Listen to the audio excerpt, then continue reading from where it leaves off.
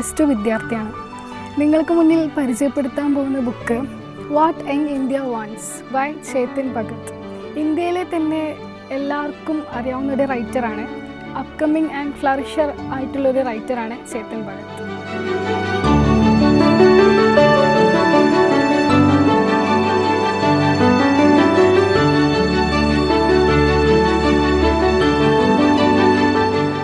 Chetan ഭഗത്തിൻ്റെ essays and കോളംസിൻ്റെ ഒരു സമാഹാരമാണ് what young India wants എന്ന ബുക്കിലൂടെ നമുക്ക് കാണാൻ കഴിയുന്നത്.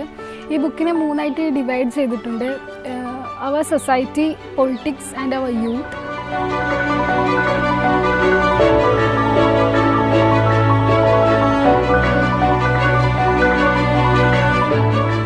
അദ്ദേഹം പറയുന്നത് നമ്മുടെ രാജ്യത്ത് നടക്കുന്ന ഒരുപാട് കറപ്ഷൻസ് ഉണ്ട്, അതൊക്കെ ഓവർകം ചെയ്യാനുള്ള ഒരുപാട് ഐഡിയാസാണ് അദ്ദേഹം യൂത്തിന് നൽകുന്നത്.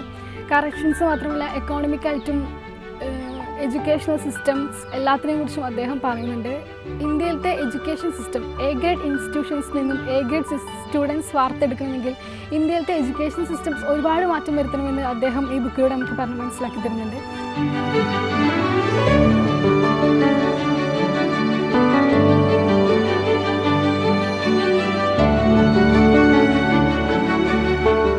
ചേതൻ ഭഗത്തിൻ്റെ ആദ്യത്തെ നോൺ ഫിക്ഷൻ റൈറ്റിങ്സ് കൂടിയാണ് ഇത്.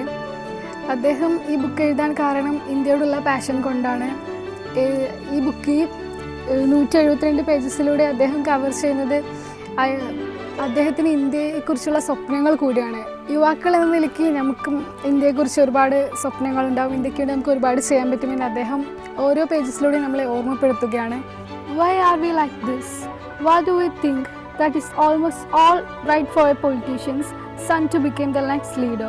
I think there are 3 main causes. First, emotional decision making. Apologies for stereotyping, but Indians are emotional people. The content of our films and TV programs are ample of evidence for this.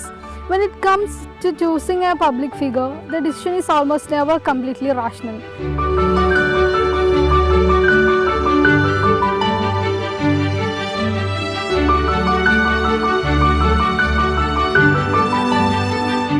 അവസാനമായി ചേതൻ ഭഗത് നമ്മുടെ മുന്നിലേക്ക് വെക്കുന്ന question എന്ന് പറയുന്നത് in clear simple prose and with great insight he analysis some complex of issues facing modern India, offer solutions and invite discussions on dum.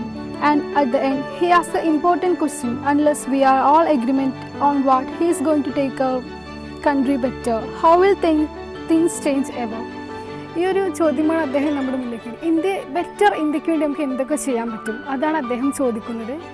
അതിൻ്റെ സൊല്യൂഷൻസും ഈ ബുക്കിലൂടെ തന്നെ അദ്ദേഹം നമുക്ക് പറഞ്ഞു തരുന്നുണ്ട്. സോ എല്ലാവരും ഈ ബുക്ക് വായിക്കണമെന്നാണ് എനിക്ക് പറയാനുള്ളത്. അത്രയും ഇൻസ്പയർ ചെയ്യുന്നൊരു ബുക്കാണ്.